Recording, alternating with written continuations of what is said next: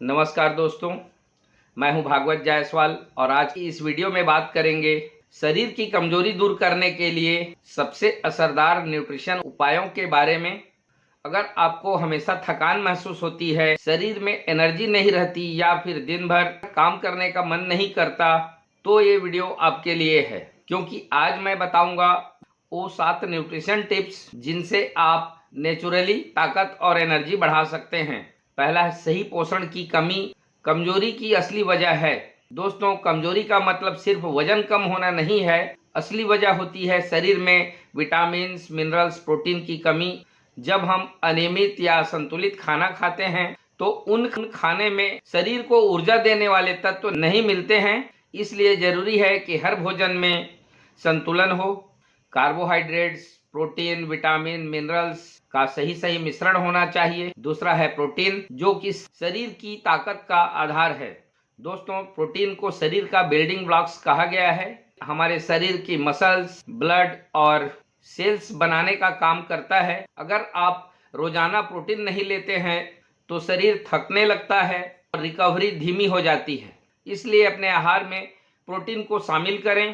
Protein के कुछ अच्छे स्रोत हैं मूंग, मसूर, पनीर, दूध, दही, अंडे या सोया चंक्स। कोशिश करें कि हर दिन कम से कम 50 से 60 ग्राम प्रोटीन अवश्य लें, क्योंकि इसकी आवश्यकता आयु और वजन के अनुसार होती है। औसतन महिलाओं को 55 ग्राम प्रोटीन की आवश्यकता होती है और पुरुषों को 60 ग्राम प्रोटीन की आवश्यकता होती है।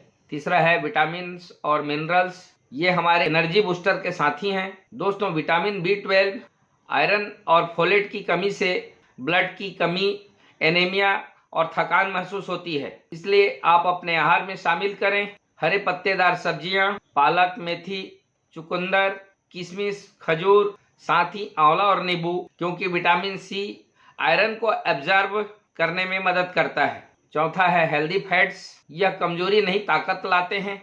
बहुत लोग सोचते हैं कि फैट से वजन बढ़ता है, लेकिन हेल्दी फैट्स शरीर की लंबी ऊर्जा का स्रोत है। इसके लिए अपने आहार में रोज लें बादाम, अखरोट, मूंगफली, घी या नारियल तेल सीमित मात्रा में। यह हमारे दिमाग और मसल्स दोनों को स्ट्रांग बनाते हैं।